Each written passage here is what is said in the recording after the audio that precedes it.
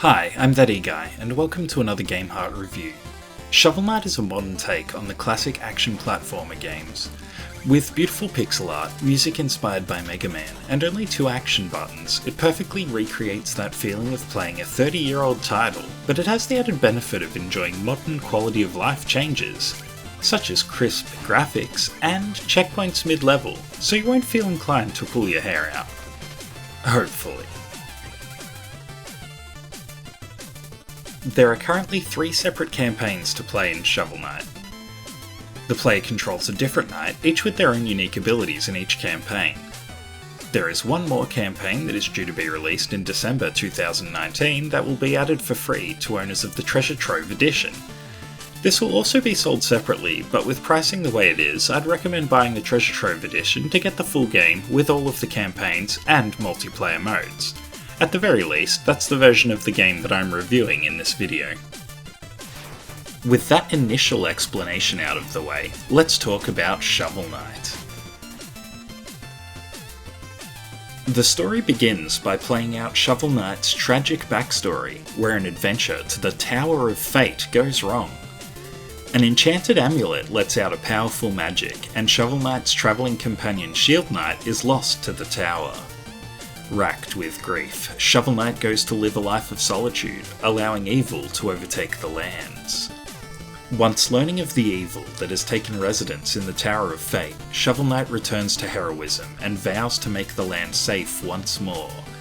The player takes control of Shovel Knight, completing levels and defeating Knights of the Order of No Quarter in order to reach the Tower of Fate and quell the evil within.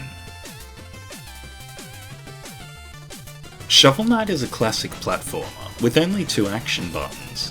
The player can jump and attack with the shovel, or by pressing up and attack at the same time, a relic ability can be used.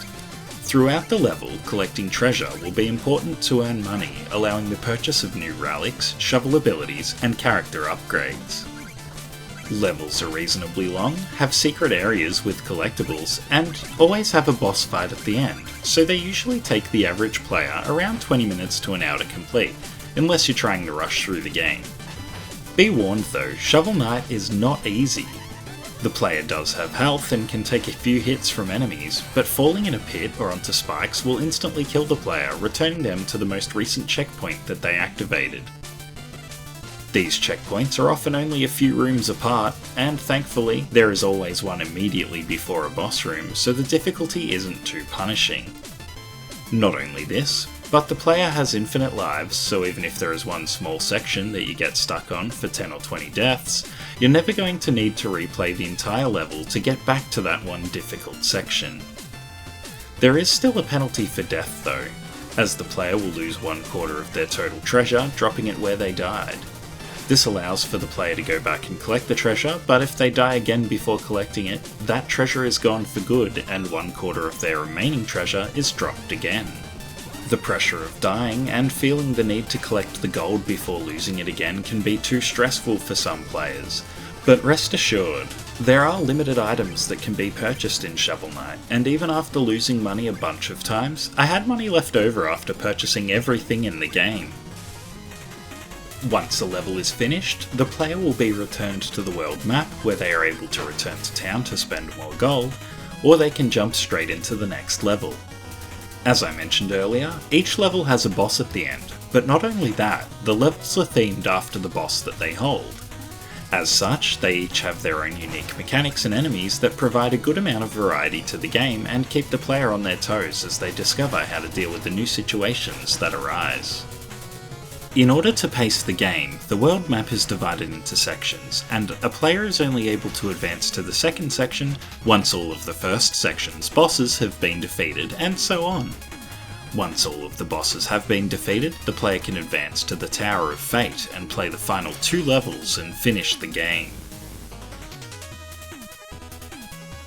Each of the 3 campaigns tells a different part of the same story. As such, each has the same themed levels and bosses, but the levels have been redesigned to provide a new experience and to better fit the unique abilities that each playable character has. Plague of Shadows, the second campaign, is set at the same time as the original Shovel of Hope campaign, and you will even encounter Shovel Knight at various points during your play. The Spectre of Torment campaign serves as a prequel to the original campaign and covers the creation of the Order of No Quarter.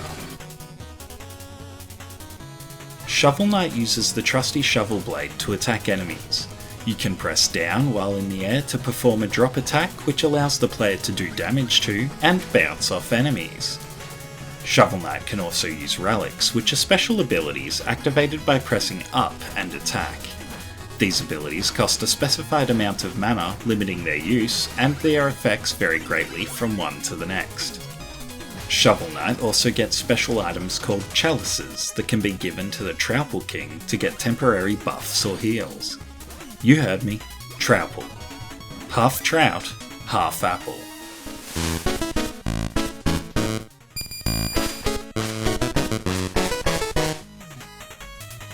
Plague Knight throws bombs to attack enemies, and although you'd think that this would keep him out of harm's way most of the time, the levels and enemies are designed well and will still present a challenge.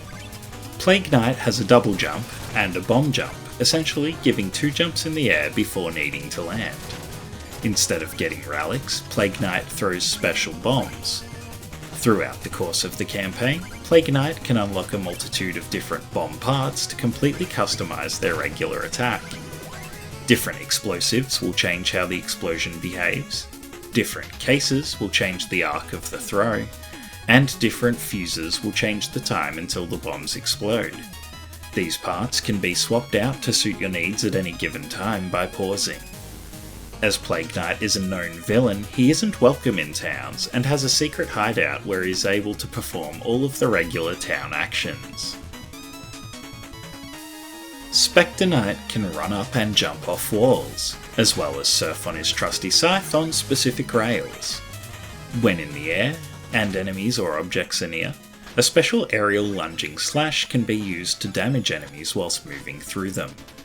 The Spectre Knight uses curios instead of relics, and these are activated with a separate button instead of pressing up and attack. Although the same as Shovel Knight's relics in execution, the curios have all new abilities to play with. Spectre Knight takes residence in the Tower of Fate and has access to a teleporter. As such, Spectre Knight doesn't use the world map at all and can't visit towns. Shovel Knight is a very well designed action platformer. The controls are sharp and responsive, and the visuals are delightful. The soundtrack and sound effects are both incredible too. There is a huge amount of content to play through across 3 campaigns, and there is still another campaign yet to be released. Multiplayer is on the way too, and although I haven't had the opportunity to play it, there are videos showing what the multiplayer modes are like, and they look like a lot of fun. If there is any downside at all, it's in the difficulty. Although I was fine with dying a few times in each level, not everyone will enjoy replaying the same difficult segments over and over until they finally make it through in one piece. Even though the penalty for death is relatively low, I can still see some less experienced players throwing in the towel before their quest is complete. I hope you've enjoyed this review. Please like or share the video if you feel so inclined, or leave a comment and I'll get back to you.